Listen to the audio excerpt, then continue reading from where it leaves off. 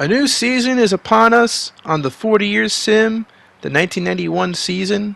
I am Nutty Sports Gamer, and we are starting off this video, the off-season video, with the NBA draft. Here are the lottery results that we first saw in the previous episode of the 40 Years Sim. And now that the Pistons are the NBA champions, it's time to move on, start a new chapter, a second year in the 90s, right? And this 1990 draft, we're going to get into it, but the prospect, the top guy, the top dog of this draft is Gary Payton. So Miami Heat, they win the lottery. This is what, their third or fourth year in the league? Third year, right? I think it's third year, as well as the Hornets. And yeah, I mean, it's very likely the Heat are going to pick Gary Payton. He is the Hall of Famer of this draft class. We'll get into other players that are in this draft as well, but yeah, Gary Payton very likely going to be landing with the Heat. The Heat last year traded with the Sonics, traded down to get Vlade Divac and Pooh Richardson, and the Sonics were able to get Sean Kemp. But this time around, the Heat, they're not going to give up their number one pick. You know, it's the year 3 in their franchise. It's time to get a franchise guy. And the Miami Heat are going to get that guy right now. And that guy is... Come on, David Stern. Tell us who the guy is. Gary Payton. There you go. Gary Payton is number one pick of the draft. He is going to the Miami Heat. I can see it. Can you see it? Can you envision it? Miami Heat, Gary Payton. He's not going to be wearing number 2. He's going to be wearing number 20. He's going to bring some defensive toughness, grittiness, playmaking, scoring. The Hornets are going to pick Derek Coleman, who was a really a solid player, had a solid career in the NBA. The Nets are going to pick Hank Gathers. The late Hank Gathers never actually played in the NBA. Died. Did he die on the court, or did he die during practice when he was at Loyola Marymount? I'm not sure what how the story goes exactly. He's number 3 pick. Eldridge Rakasner is the 4th pick of this draft for the Magic. So they get a shooting guard to add to their team of young players and vets that were cast out by their teams. 3D Dennis Scott lands with the Minnesota Timberwolves. A very solid pick. A nice pick for the Wolves. They don't have much on their roster. So getting Dennis Scott is a step forward, I think. Felton Spencer gets drafted by the Milwaukee Bucks. The late Felton Spencer died recently in real life. So it'll be nice to see how his career plays out in this sim. And we salute him. This episode goes out to those who are fans of him. Mahmoud Abdul-Rauf gets drafted by the Seattle Supersonics. They don't get Gary Payton, but they do get a point guard for the future who was pretty damn good until he got banned from the NBA because he didn't want to do the national anthem, something like that, right? That's the story. I can't remember how the story exactly goes with Abdul-Rauf, but I know that he was banned from the NBA. That will happen in this sim. Terry Mills gets drafted by the Denver Nuggets, power forward, 6'10", out of Michigan. So that is who the Nuggets get. Cleveland Cavaliers get Ramil Robinson, point guard out of Michigan. So Michigan, I think Michigan basketball team won the championship in '89, and some of their guys are getting drafted. Michael Tate drafted by the Golden State Warriors, so they get another wing who backing up Len Bias there, and then we get the Philadelphia 76ers drafting Lionel Simmons, if you look up his stats, his numbers, he had some good seasons and fell off out of nowhere. I wonder if that'll happen in this sim. Travis Mays, point guard, gets drafted by the Pacers. 6'2" guard out of Texas. They got new uniforms, the Pacers do. Cedric Ceballos to the Seattle Sonics. So Ceballos was a pretty good player in the 90s. Only made one All-Star, but still a solid wing for the Sonics to draft. Dwayne Schnitsians? I want to say Schnitsians, but That's Shinsius. Moving on. Lance Beggs gets drafted by the Clippers. Anthony Carson drafted by the Milwaukee Bucks. They had a few draft picks because of their rebuild. Dave Jamerson to the Sacramento Kings. The Kings had a shooting guard. Tony Kukoc. Tony Kukoc gets drafted by the Los Angeles Lakers. A huge pick. That's going to be an interesting one. Is that a pick that the Lakers keep and develop, or do they draft him? Do they trade him to get a star down the road? That's going to be a very interesting one. I'm interested to see how that plays out. Denver Nuggets pick Brent Douglas, who I'm worried is a generic. I'm worried there's some generics that slipped in to this draft. Loy Vaught, not a generic, also from Michigan. Get drafted by the Bullets. Brian Ramsey to the Celtics. I think he's also a generic. I looked his name up. I didn't see anything pop up. That's not great. Clay Cooper-Dyke. I'm pretty sure it's supposed to be. I don't know. There's a WNBA player named Cynthia Cooper-Dyke, and I think he's based off her. I don't know. Malcolm Quinn goes to the Sonics. Whatever, guys. Marshall Morris to the Bulls. I'm hoping these aren't mostly generics, but I'm getting that vibe, the generic vibe. The guy I usually...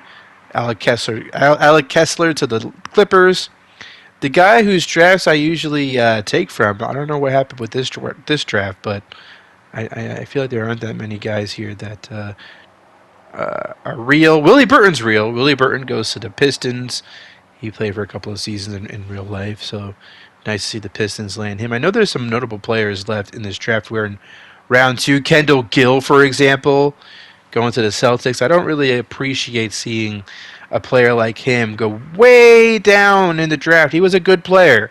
He was a really good player. Was he an all-star? Maybe once.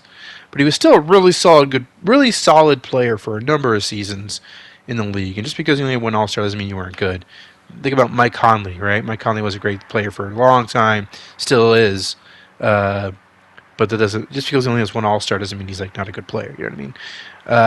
Marcus Liberty to the Heat. I'm wondering anybody else here is Victor Randolph. There's a couple of people. D. Brown, point guard, goes to the Nets. D. Brown is a guy. I definitely know him. Keith Askins sounds familiar. I'm pretty sure he's real as well. Antonio Davis to the Miami Heat. He's definitely real. He played for the Pacers for a long time in real life.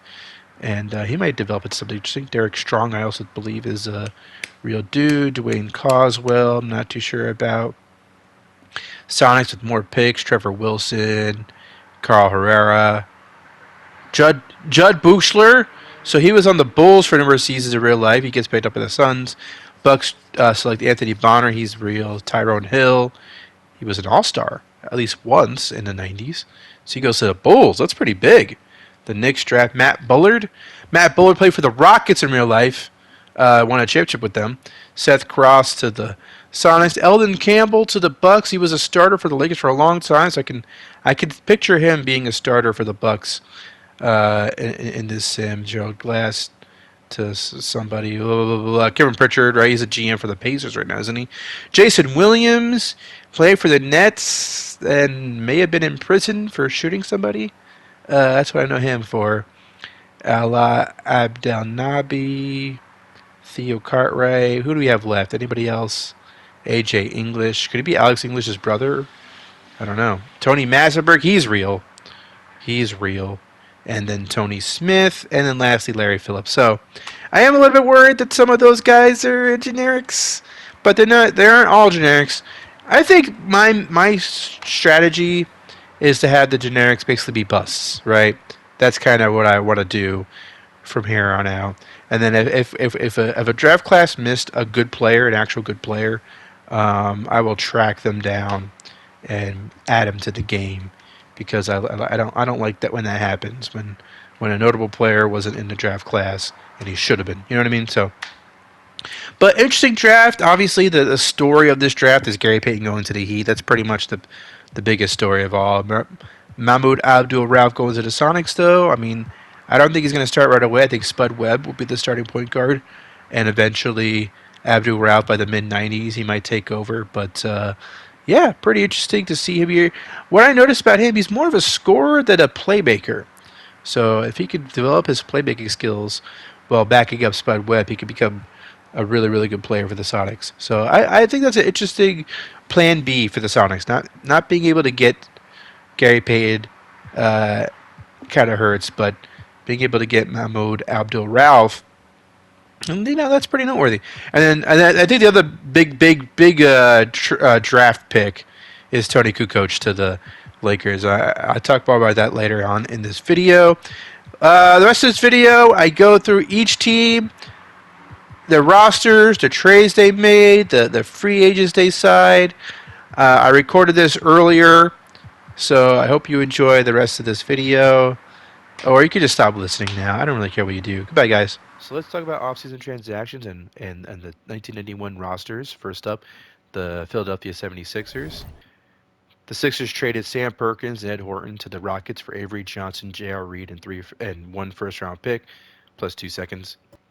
You got the same starting five as last season: McMillan, Andrew Toney, Adrian Dantley, Hinson, Bowie. They signed Danny Shays over the offseason as their backup big. Vernon Maxwell's back. He's improved a bit. He's their backup shooting guard. Avery Johnson's their backup point. You got Lionel Simmons, who they drafted. Vincent Askew. J.R. Reed as part of the Rockets trade. I suspect they'll be slightly worse this season, but I still think they can win 45 games at least and maybe grab a 6, 7, 8 spot. So they're just going to ride out the end of this Tony era and with Dantley as their starting small forward. Meanwhile, they have McMillan, a young point guard, starting, and they got Maxwell right here, who's going to be the starter next year, most likely. And then you have Lionel Simmons, who they just drafted, who most likely will be their starting small forward when Adrian Dantley departs after the offseason, because Dantley is a free agent after this season. He's an expiring. So I think they want to ride it out this one last time, try to make the playoffs, try to do some damage, and and then after this season, they're gonna begin a kind of a new era. You know, McMillan's still going to be here. Hinson and Bowie, I suspect, will still be here, but Maxwell and Lionel Simmons will be a part of the lineup. There'll be a younger team next season, but that's next season. This season, we still got Tony, we still got Dantley running the show, so it's going to be a lot of fun watching these Sixers with their new uniforms. Check those out. Check out those new uniforms. I don't like them. But they're new, and they only have them for a few seasons, so I can roll with it for now. The Bucks have officially started their rebuild. Uh, Sidney Moncrief is no longer here. They traded Sidney Moncrief to the Celtics for Kendall Gill and 3 first-round picks. I will get more into this trade when I talk about the Celtics, but it was a necessary thing for the Bucks to do because they had to move on. They had to get some sort of value out of him, and this is hell of a value that they got. So, you know, this will help them with their rebuild, but they're going to be bad for a while. Chris Childs is their point guard. Willie Anderson, who been on the team for a little while, is their starting shooting guard now. They got Buck Johnson, who was on the Knicks for a couple of years. I suspect he won't be the starting small forward very long. They got Wyman Tisdale still here. He was part of the Terry Cummings trade over a year ago. And then they got Felton Spencer, the rookie at starting center. Jack Sikma is still here. He's like the veteran. He's going to provide some veteran leadership. Del Curry's here as well. Eventually, it might be a good idea to trade him for assets, but for now, he's still here. And you got Sam Mitchell, and then Kendall Gill. Kendall Gill, who I suspect will be the starting small forward in a short period. But he's a rookie, so I guess they're going to gradually work him in. And they got Mike Giommi, Danny Young. So and they got down here is some interesting guys actually. Anthony Bonner, was a good role player in real life, and then you got Eldon Campbell, who was a starter for a number of seasons. I suspect eventually Eldon Campbell will be the Bucks starting center, and Felton Spencer was kind of a flash in the pan in real life. So if that plays out in a similar fashion, I suspect that Eldon Campbell will be the Bucks starting center in a couple of seasons. Bullets did some interesting things. If we want to look at the Bullets, they traded Jeff Malone to the Nuggets for Terry Mills, Ken Norman, Gerald Wilkins, and 2 first-round picks. Why did they trade Jeff Malone? He was their best player. Well, they got Reggie Lewis, guys. Reggie Lewis is here. He's coming along. It's time for him to start. John Stockton is still here, of course. Sarah McDaniel, Jeff Rowan, Cliff Robinson, Terry Kallage, and now they have Gerald Wilkins as part of that trade. David Rivers, John Sally, Terry Mills, Ken Norman, Lloyd Vaught, who they drafted. So yeah, this Bullets team, Ruin and Robinson are still here. Eventually, I suspect they're gonna. Well, I think the Bullets' plan is to bring Terry Mills along. He's going to be their future power forward. I think. They have a logjam at power forward right now with Rulin, Catlidge, Terry Mills, and Lloyd Vaught down here. Eventually, they're going to make some decisions roster wise. These guys can't be here, for too long because it's just it's a logjam at power forward. But yeah, Jeff Rulin is starting to decline. So that is something to monitor. Is this his last season with the Washington Bullets? I think so. I think he has one more year left on the team, if I'm not mistaken. Yeah. So Jeff Rulin, this is likely his last year as the Washington Bullet, and he's been a great player for them. I think he's been on the Bullets this entire time. This will be his 10th season. So right, so he's a lifelong Bullet. Been here for almost 10 years. I don't know if he's ever going to get his jersey retired here. I don't know if he was a 4-time All-Star for them, made a couple All-NBAs. So I don't know, but he was a hell of a player for them. They had a lot of good seasons. Obviously, uh, never made the finals or anything like that, but he was still a great player for them. But it's the beginning of the end for Jeff Ruland on the Bullets.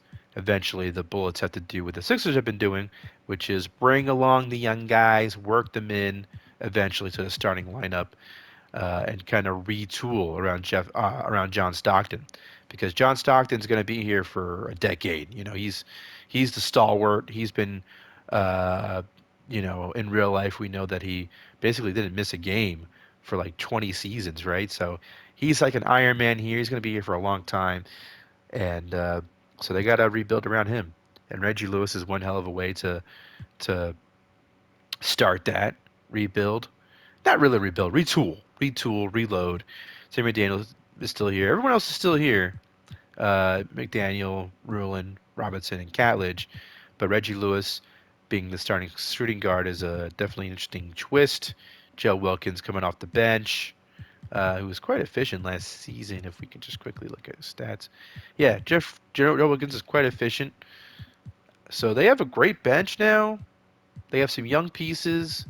The Bulls are definitely more interesting this season than they were last season. We'll be definitely checking them out with interest.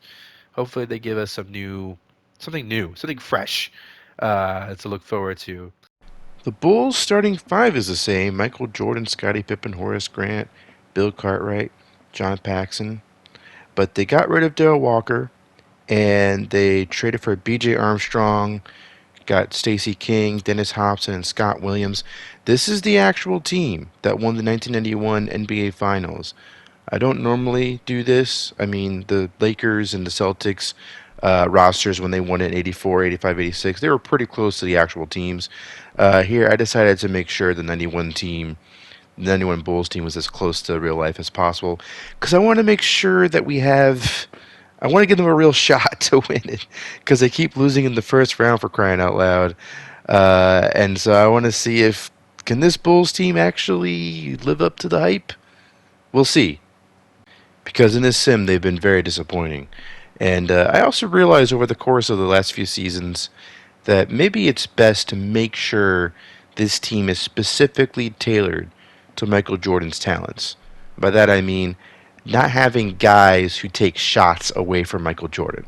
So that's why I figured we're going to have them run the triangle offense. I'm trying to mirror as much of the real life Bulls to the sim Bulls, just to see if they're really going to live up to the hype of the actual Bulls. I want to see, can this team really get it done? Can they at least make it past the first round? anything better than another first round exit. That's what I'm hoping for. Hoping for a good Bulls team this year. The Cavaliers traded received Kiki Vandeweghe in a trade where they traded Ramil Robinson, Anthony Cook, and a first round pick, top three protected in 1993, and they got Kiki Vandeweghe. They also traded away uh, Albert King for Darnell Valentine.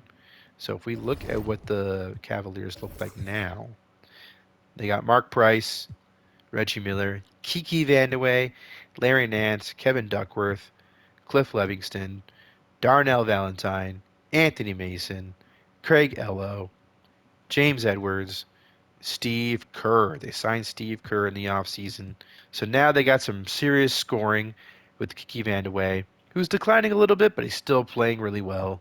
Uh, he had a good season last year, right? He had a pretty damn good season. So yeah, we'll see how he's able to fit with the rest of the Cavs squad, which hasn't changed much. I think they really improved their bench. Anthony Mason coming off the bench, I think, was important. You know, the plan eventually is to have Mason. I looked him up. Mason was mostly a power forward in real life than a small forward. So what I think is going to happen is eventually, because Larry Nance is 31, so I think eventually Anthony Mason will take over as starting power forward. He's more of a power forward than a small forward anyway. So I think eventually, as Larry Nance starts to decline, we'll start to see Anthony Mason as the starting power forward for the Cavs in a season or two. Can they seriously make a playoff run this season? That is the question. Can they win 55 games? You know, are they that good? Right? Because they look good. They definitely look like a good team. If we look at the Celtics, now the Celtics, as we just had mentioned and talking about the Bucks, they had traded for City Moncrief. That was their big move. So when they had made the trade for Sarunas Marciulionis, I know it seemed like that was a move for the future, but I decided after this last season played out, where they exited the second round, but they gave the Pistons a serious run for their money. I mean, they still looked sharp against the Pistons. They just didn't have enough gas to get them over the hump. But like Larry Bird is 34. Mikhail's 32. Parrish is 37. Dennis Johnson's 36. These guys, who knows when they'll actually retire?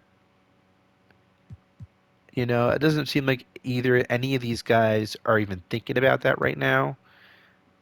None of them are thinking about retiring at this point. And neither is Moncrief. So I feel like their ages match, right? Moncrief is 33.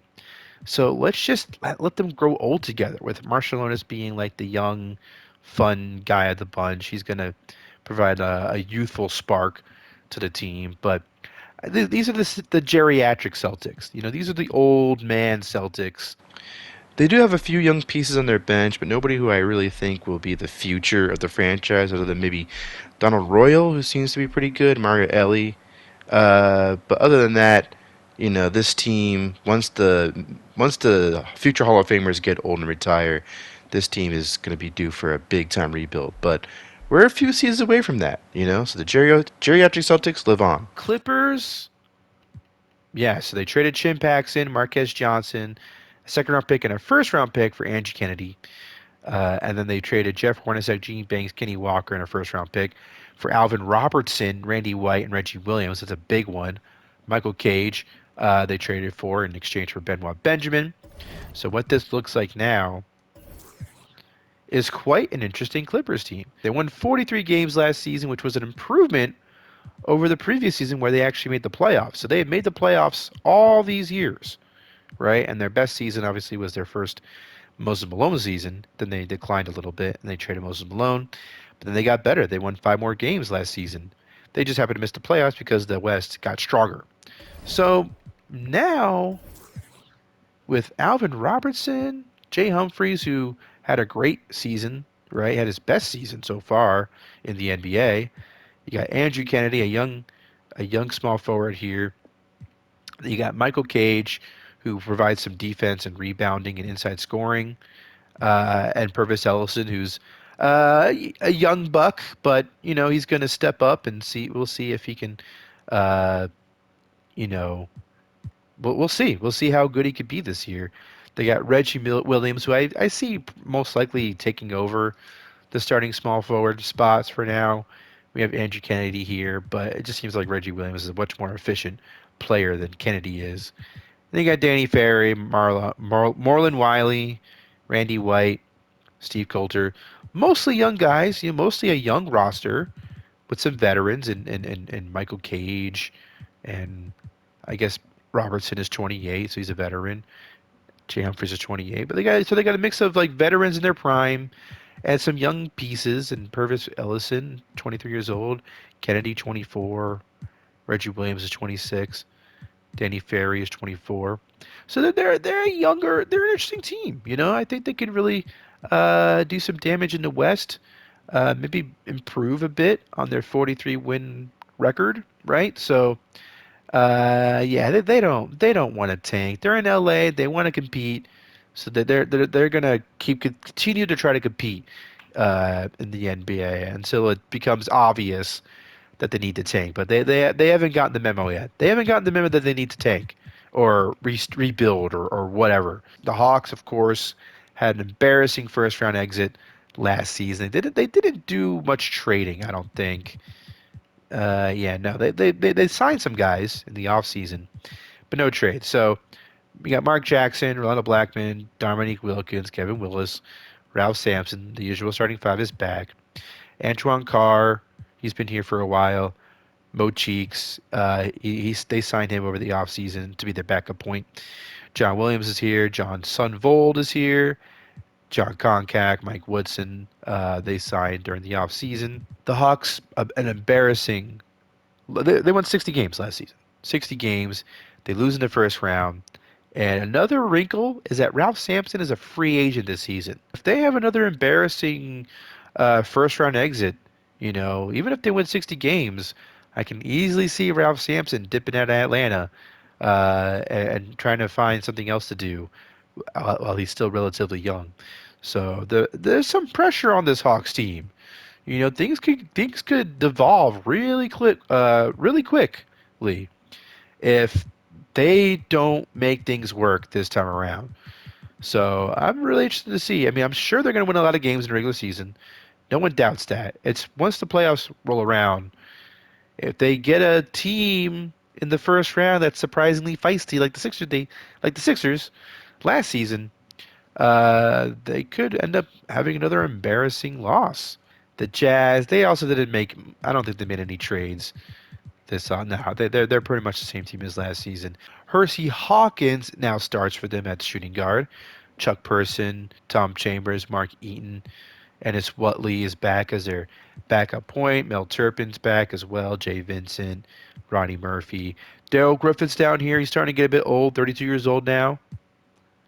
And then you have Ron Grandison, who impressed me when I jumped into a few Jazz games. He seems like a guy, um, a hustle guy, coming off the bench, gets you some rebounds, some putbacks, some putback dunks. So this team, how many wins? How many wins did they have last season? They had 45 wins, right? And they were the sixth seed, I believe. And they started slow. I think this year, they know who they are. They know they got to feed the post with Tom Chambers. Get the ball to Tom Chambers. And if Tom Chambers isn't open, he's going to pass it to any one of these shooters. All these guys can shoot, and they're really good at it. Michael Adams, 39% from three. Hersey Hawkins, he's going to get there. Chuck Person, Jesus, I don't know. What's the attempts on that? Yo. Okay, so 94 attempts. You compare that to, Michael Adams had 220 attempts. So yeah, but listen, they could shoot is my point. They got a lot of shooters here, and you know they got Tom Chambers who can work the post. But Mark Eaton is there for his defense, and even though he's 33 years old, he can still play defense. So yeah, I think this team is also a dangerous playoff team. I think they can win 50 games. I think that they have a fun backcourt, and Chuck Person provides a lot of scoring inside and out. They're just going to be quite good. They have a nice roster, and I look forward to seeing them during the season. That's really all I can say. Now, the Kings had a bit of a more interesting offseason. So, year after year during this sim, they had all these great drafts, drafting Alvin Robertson, Chris Mullin, Arvydas Sabonis, Kevin Johnson, Reggie Williams. But it all came to a head. At a certain point, it became apparent to me that Alvin Robertson and Kevin Johnson just weren't a good fit together on the court. And I also realized Reggie Williams wasn't going to get much playing time behind Chris Mullin. So I traded both those guys to the Clippers, got Hornacek, Gene Banks, Kenny Walker, first round pick.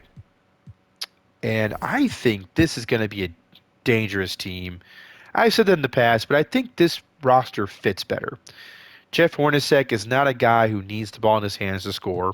He's a guy who's a great three-point shooter, and that's really what they need from him. They need him to stand behind the arc and shoot when he needs to shoot. Because the wrinkle with the Kings is that Arvydas Sabonis likes to have the ball in his hands.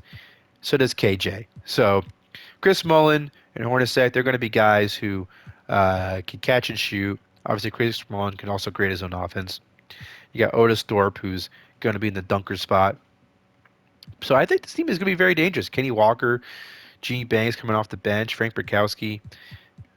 Their bench is solid, and I think they have their starting five. I always like their starting five, but I happen to think now, especially, that Jeff Hornacek is really going to bring something special to this team. So let's look at the Knicks. I mean, most of the starting five is back, except for a key difference. You got Simi Floyd, Tony Campbell, who was on the Hawks last season, been bouncing around the league, but now he's progressed to an 80 overall, and the Knicks snatched him up. They got Bernard King, who it feels like he's gonna end his career as a Knick. He's been here for a number of seasons now. He's declined a bit, but they've been going to the Eastern Conference Finals. They went 2 of the last 3 years. So why not bring him back? Oakley and Ewing obviously are back as well. Bart Kofod. Pearl Washington, who won a championship with the Pistons last season despite not playing at all. Joe Klein also came from the Pistons, oddly enough. Jeff Turner from the Suns. Mike McGee from the Pacers. So their bench is never really all that impressive. Uh, but for some reason, despite not having much of a good bench, this team, based on the strength of their starting five, has been able to uh, win a lot of games, and they made, like I said, 2 out of 3 of the last Eastern Conference Finals. So, can they replicate that success this season? I mean, seems like they should be able to. Uh, yeah, I mean, I really don't know what else to say about the Knicks. They seem like they have a really solid group here that may be able to make another deep run. Could they make the finals? Now that might be pushing it, but they're still a really solid team.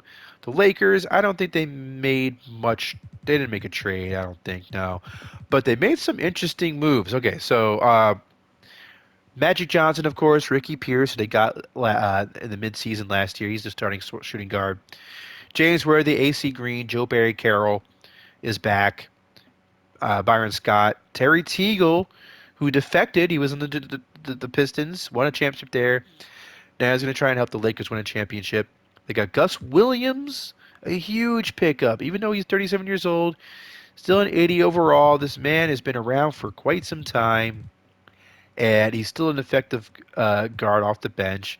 Michael Cooper's back. Michael Thompson's back. David Greenwood as well. Tony Kukoc is down here.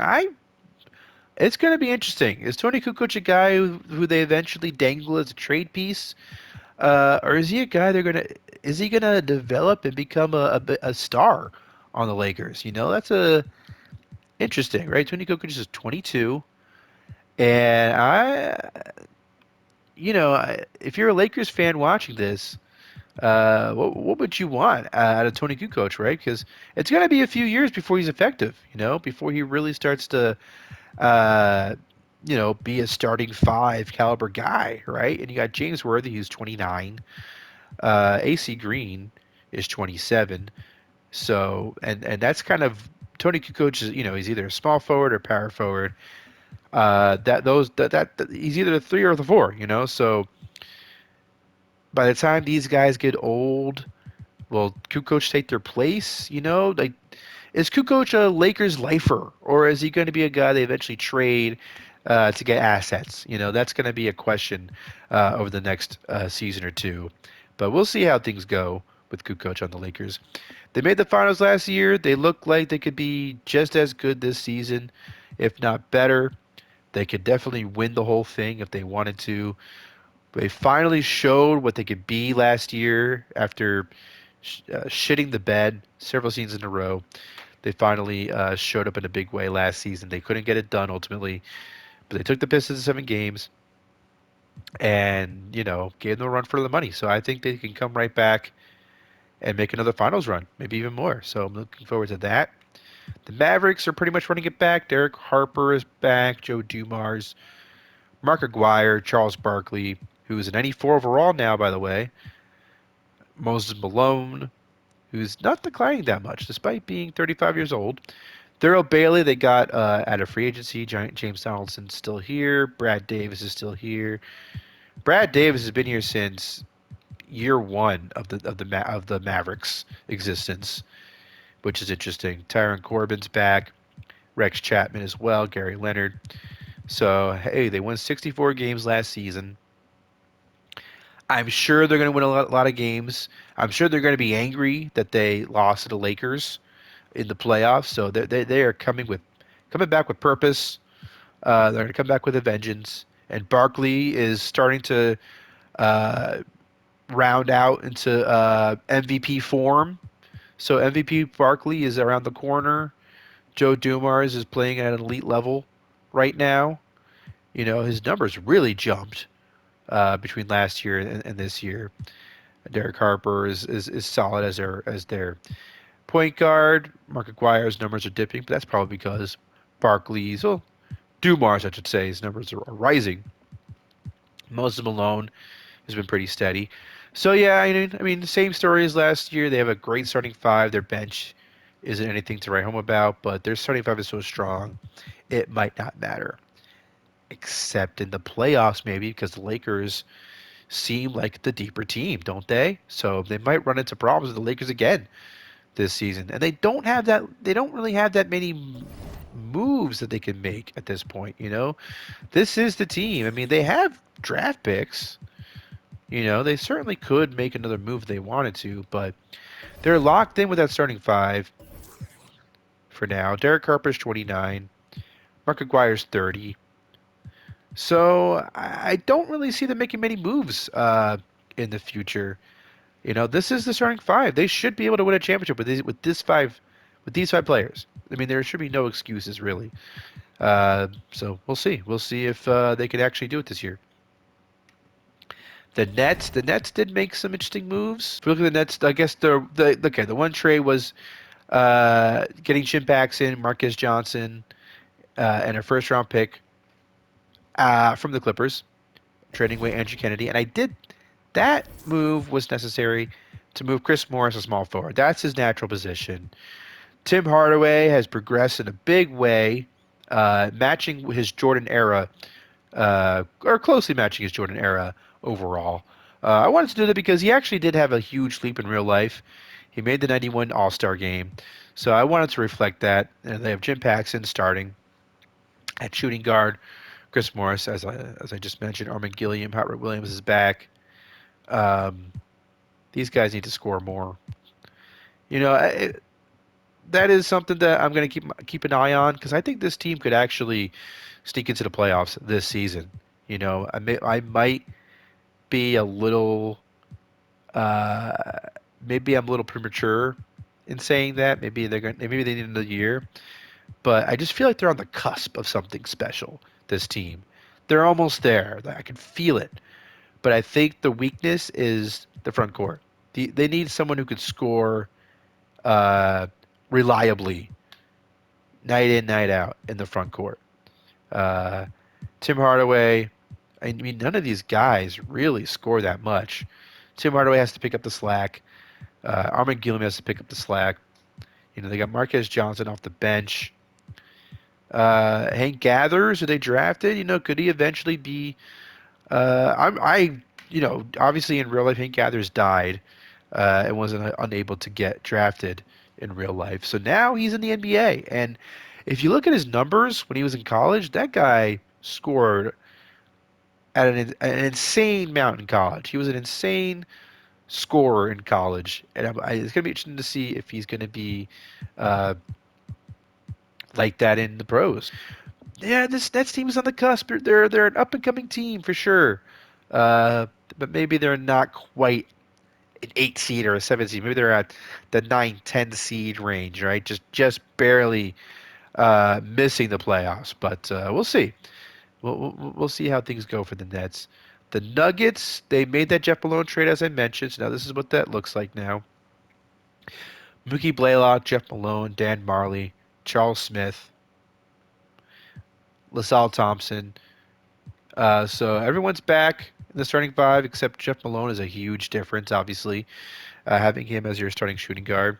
You got Norwood Barber, Chivas, Lister, Keith Lee, Norm Nixon off the bench. The Nuggets were a surprising team last year. I thought they were going to be absolutely terrible. They ended up being 35 and 47, which was a 10-game improvement over the previous year when they had Alex English and Fat Lever, right? They were, I mean, look at this. I mean, they had Alex English, Fat Lever here, and they couldn't win much. And then they get rid of those two guys. They draft Mookie Blaylock, and then they improve by 10 games. Go figure. So I feel like the team, they're in a smaller market than your New York and LA teams, right? And so I feel like they feel they're not that far off from being a playoff team. And so why not make a move, get Jeff Malone to come along and get this team over the hump, make the playoffs. Mookie Blaylock is already at the 85 overall. Darren Marley has improved. Charles Smith. So I feel like the Nuggets feel that they're ready now. They're ready to win now, at least make the playoffs now. They're not interested in having another tank. If they end up having a disappointing season, so be it. That could be a little hairy, especially since they gave up a bit to get Jeff Malone. But I think this team can make the playoffs. I think they have a hell of a defensive team. But I feel that way about a lot of West teams, and someone's gonna come out the short end of the stick, right? Who is it gonna be? I'm not quite sure. The Pacers. We've been fumbling around with the Pacers the last couple of seasons. I feel like this team should work on the court. That's what I'm looking for. On paper, last year team looked great, but in actuality, Jim Paxson was actually a shooting guard posing as a point guard, and Drazen Petrovic was a shooting guard posing as a small forward. These guys actually fit the positions that they're in. Michael Williams is a point guard. Dale Ellis plays shooting guard for the Supersonics, but he certainly can play small forward. And I think he's a better fit at small forward. And so Mitch Richmond could be Mitch, and Dale Ellis is going to be a more natural small forward than Petrovic was. Benoit Benjamin is a very efficient player. And they got Karl Malone, who's perhaps the most hated Hall of Famer of all time. Scott Skiles, Fred Roberts, Nick Anderson, Mike Kaminsky. They're in the second unit. They also got Cedric Ceballos, who, along with Dale Ellis and Michael Williams, was a part of a trade with the Sonics that sent Drazen Petrovic to the Sonics in exchange for those players and some first-round picks. We will get more into that when we check out the Sonics, but I just want to note that you'll notice Dennis Hobson was involved in that trade as well, but I ended up moving him to the Bulls after I recorded all this. So, moving on. The Pistons, they didn't make much moves. Isaiah Thomas, Ron Harper, Alex English, they're all back. Rodman, Lampier, Mahorn, Reggie Theus finally has his place in the league. Darrell Walker, who they got from the Bulls, from free agency. Willie Burton, I think, is a rookie. Yes. So he's going to get some minutes. Yeah, this team could very well repeat, right? They won it all last season. They didn't decline all that much this season. They're still the same team. I suspect they will win close to 60 games again, and they might have another deep playoff run. I mean, there's nothing to say that they won't do that, right? Because their team is just that damn good. So not much else to say about the Pistons. They're going to be good. The Rockets, they made that trade for Sam Perkins. So this is what the team looks like. Doc Rivers, Kelly Tripica, he has to go somewhere. I'm not wild about him being on this team. I mean, he's an efficient scorer, right? But I mean, it just feels like his teams get worse. Whatever team he's on, it seems like the teams get worse. But he's here. Purvis Short's here. Sam Perkins, Akeem Olajuwon, McRae, Roy Marble, Vern Fleming, Lewis Lloyd off the bench, Wes Matthews as well, Greg Anderson, Al Woods down here, Ed Horton. They got some guys way down here who I feel like should eventually be in the rotation. They almost have too many good guys, and they got to make some decisions. Kind of get rid of these guys or get rid of Greg Anderson, or they got to thin the herd. They have too many good players down here who deserve minutes. So that is something I'm gonna monitor and make decisions on uh, throughout the season. But yeah, this is the team. Again, I'm not wild about Tripica being here, but we'll see if this works. They have, on paper this team looks really good, but the West is really really strong. So we'll see just how good they could be. The Spurs didn't make much noise in the offseason. They did get rid of Mo Cheeks, so Johnny Dawkins is their starting point guard.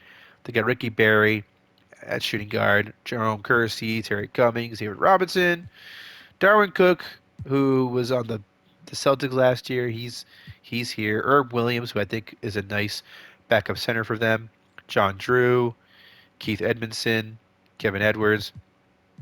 Not the greatest bench, but some solid pieces. And they're a solid team. I mean, again, the West is stacked.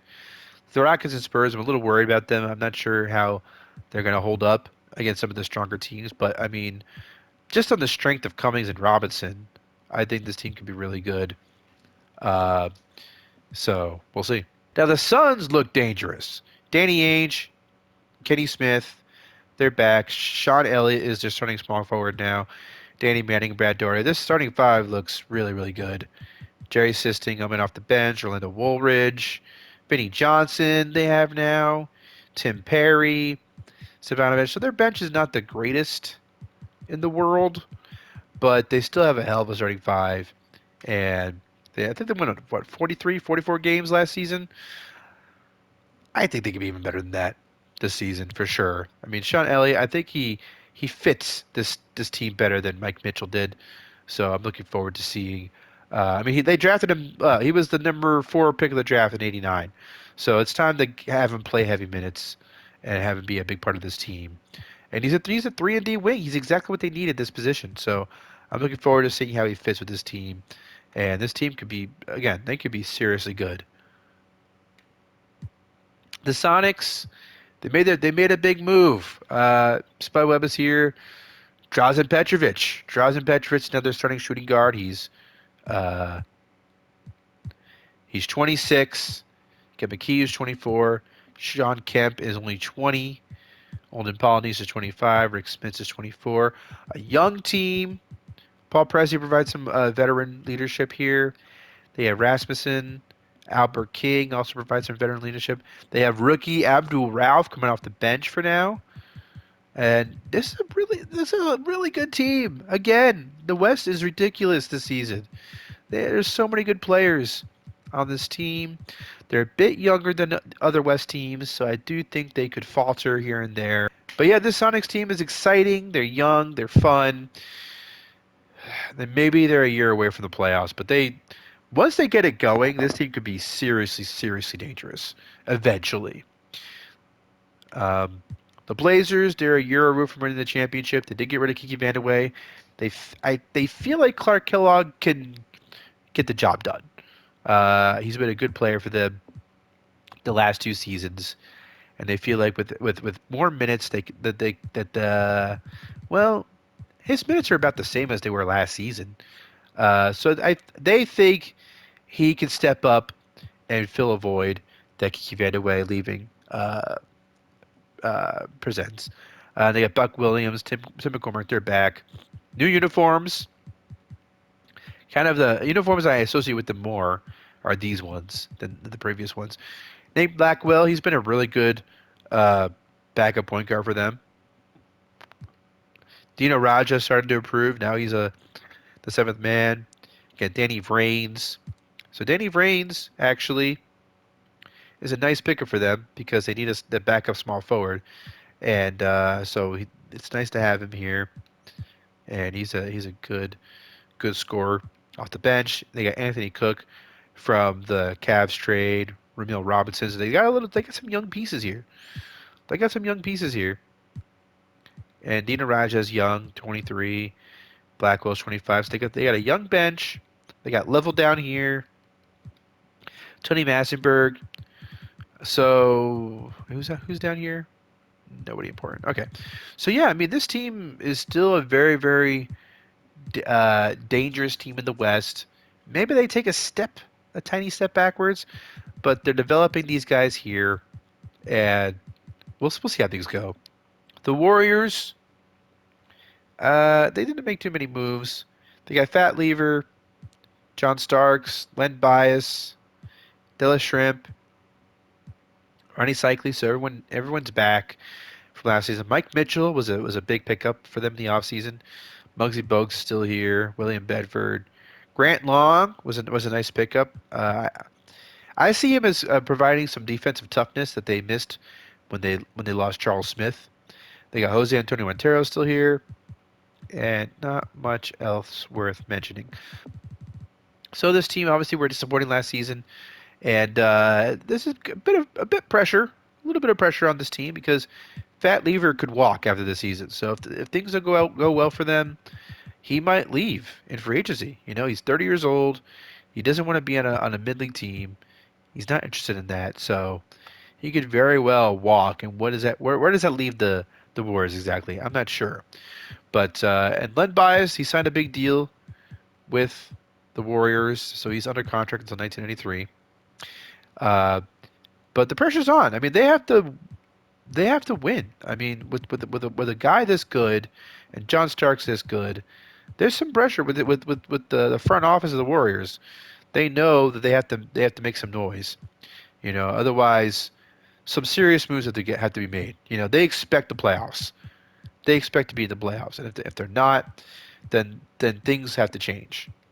So we'll see how things go for the Warriors this season. Moving on to the expansion teams, the Miami Heat. I mean, obviously the big difference here is they have Gary Payton starting at point guard. Winston Garland's back. Um, he had a good season. Kenny Green, Lorenzo Charles, Vlade Divac. All these guys they had good numbers last season. Vlade Divac could be better, but they also have Roy Tarpley from Boston. Harvey Grant, Horace Grant's brother, has improved quite a bit. Pooh Richardson, who, listen, Pooh, he's not going to be on the Heat for very long. I mean, this is going to be awkward. They drafted him last year, and then they drafted Gary Payton, so they're going to have to make some decisions with Pooh Richardson. And also Harvey Grant. Harvey Grant's a power forward or small forward. They eventually have to make some decisions here about Lorenzo Charles' future, Kenny Green's future, Pooh Richardson. Yeah, this team, they're going to be bad again. Like you would expect because they're still. This is only their third year in the league, but with Gary Payton now on the team, yeah, steps will be taken for this team to eventually become a playoff caliber team. So obviously they're not there yet. They're far from being there, but they got a nice guard center combination in Gary Payton and Vlade Divac. Uh, I think these guys could be the stalwarts for the Heat for years to come. But as far as the rest of the team, they're gonna have to figure out if Garland, Green, and Charles are they really the guys, to step up and take the team to the playoffs, or will they have to make some improvements? The Charlotte Hornets. Let's see what they got. They got Rod Strickland, Sedell Threet. I just found out that it is Threet. I was listening to a video about the Houston Rockets in the mid '90s, and they had Sedell Threet on their roster at one point. It is Threet. So I'm sorry for calling you by the wrong name all these years, Sedell Threet. So there's Threet. Here's you got Glenn Rice, Derek Coleman, Randy Brewer as our starting center, Eddie Johnson off the bench, Manute Bol, AJ Winder, Tito Horford, Johnny Newman, Larry Kaskawiak. And yeah, this team, they are gonna be better, I think. I obviously none of these guys are all that yet, right? But you can see where this team's going, right? You can see the wheels turning, right? Can't you? I think this team can be very dangerous eventually. Maybe not dangerous, but they could be a really good, solid playoff team in a year or two. The makings are there. They have the makings of a playoff team. It's not all the way there. There's still more work to be done. Derek Coleman's still a rookie, right? These guys are still very, very young. The core of Coleman, Glenn Rice, and Rod Strickland. They brought some veteran pieces in Sedell Threet and Randy Brewer, Eddie Johnson to really get this team going to prevent this team from winning 10 games. This team wants to win games, damn it. They want to win at least 30 or 35. They want to be a solid, decent team. Maybe they won't make the playoffs, but maybe they won't be absolute garbage. Their young squad is too talented for that to be subjected to that for another year. So they surrounded their young pieces with some quality veterans in the hopes that this team could actually win some games, win 20, 25 games, maybe 30 games. The Magic, they're pretty much where the Hornets were at last year. Dano Barros, Frederick Hughes, Doug West, Clifford Robertson. Jorge Gonzalez is back. Gigante, right? Giant Gonzalez. Daryl Dawkins, Johnny Moore, Sam Vincent, Eldridge Kazner, who they drafted, Kerry Scurry, Sidney Green, Otis Birdsong's way down here. Rory Sparrow really, really took a nosedive in his rating.